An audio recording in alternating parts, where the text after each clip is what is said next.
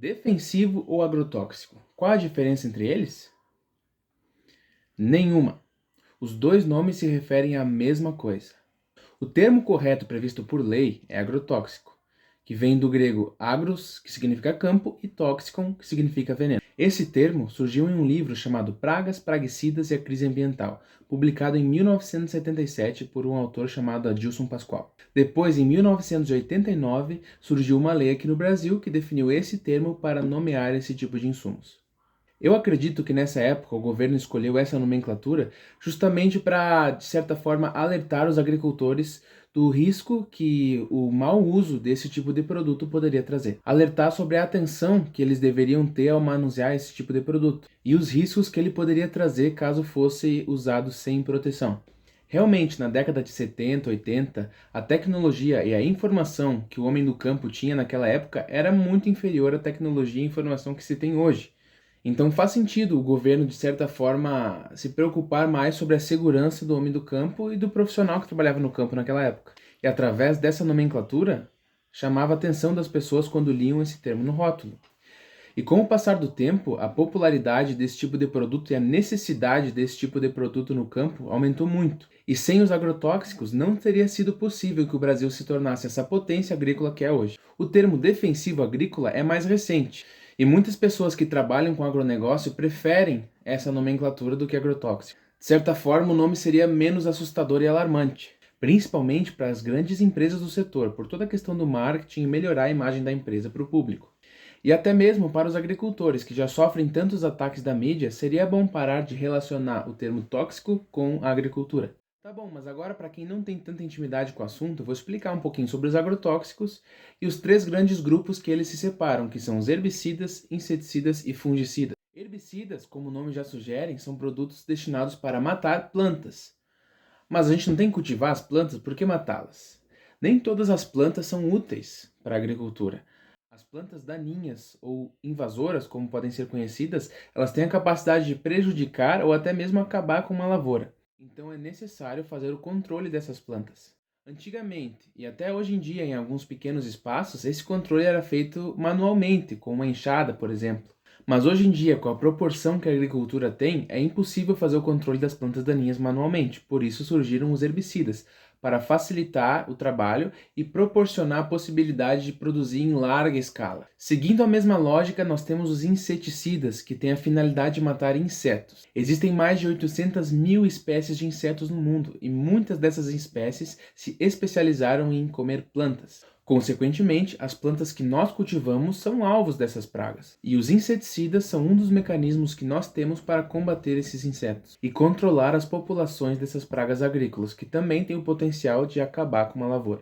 E por último, nós temos os fungicidas. Fungos e bactérias são os principais causadores de doenças nas plantas. Assim como nós ficamos doentes, as plantas também são atacadas por patógenos e, se não forem tratadas adequadamente, elas morrem e a lavoura também acaba. Por isso é essencial para que uma lavoura cresça saudável e possa ser produtiva a utilização de fungicidas para prevenir a entrada de doenças e também para curar aquelas plantas que já foram afetadas. Agora você deve estar se perguntando: mas Douglas, a comida que eu como tem veneno? E a resposta é: não. Se os agrotóxicos forem usados com responsabilidade, seguindo corretamente a orientação de um agrônomo e da bula do produto, quando o alimento chega na sua mesa, ele não tem resíduo de agrotóxico nenhum. Porque toda molécula química de um defensivo, quando ela está exposta ao ambiente ou então ela está circulando dentro da seiva da planta, ela tem um tempo em que a molécula se mantém antes de se degradar. Ou seja, os átomos e as ligações químicas dentro dessa molécula, elas têm um tempo de vida útil e quando acaba esse tempo, ela se degrada e se transforma em outras substâncias inofensivas. Cada defensivo tem um período residual específico. Alguns têm períodos longos, de até 60 dias, alguns têm períodos médios de 10, 9, 8 dias, e alguns têm períodos curtos, de 3 ou até mesmo 1 dia. Isso significa que se o produto for aplicado com a dose correta e esse período residual for respeitado, o alimento chega 100% seguro na sua mesa. O Brasil tem vários órgãos que fiscalizam o correto uso dos agrotóxicos, e os trabalhadores rurais também são obrigados a usar equipamento adequado para aplicá-los. E também, depois que é aplicado um produto numa lavoura, tem um período que deve ser respeitada a não entrada de pessoas nessa área. Mas é claro, o mundo não é perfeito. e muitas pessoas não respeitam essas normas. E é por esse motivo que existem sérias penalizações para quem não cumpre essas recomendações. Podem ser através de multas, perda de credibilidade com compradores ou mercados. Se for agrônomo, pode perder o registro profissional e também pode até ser indiciado criminalmente. Tá ok. Mas existe a possibilidade de produzir alimentos sem usar agrotóxicos? Sim, existe, mas na maioria das vezes esse processo se torna bem mais caro, vai demandar muito mais mão de obra e só pode ser feito em escala pequena. É a chamada agricultura orgânica. E um dos requisitos para um produto ser chamado de orgânico é não utilizar agrotóxicos. Mas como eu disse, esse tipo de produção só é viável em pequena escala. E mesmo assim, percas por pragas e doenças são inevitáveis. Mas é sim um nicho de mercado, e muitas empresas e agricultores se especializam nesse tipo de agricultura. Porém, é impossível alimentar um país com 200 milhões de pessoas somente com alimentos orgânicos.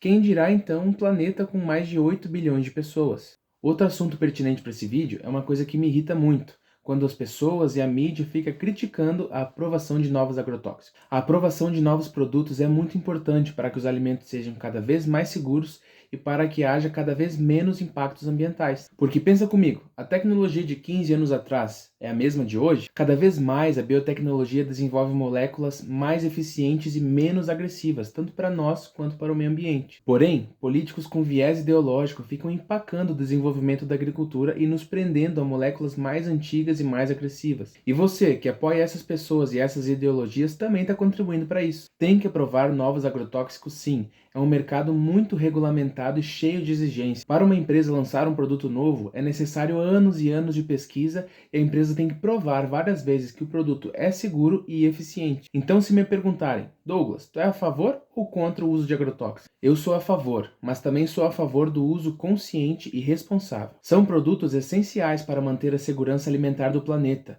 e matar a fome de todas as pessoas, inclusive a sua. Se você gostou, por favor, compartilhe esse vídeo, se inscreva. Minha intenção aqui é informar corretamente as pessoas, acabar com a desinformação e também promover o agro, essa engrenagem que mantém nosso país funcionando.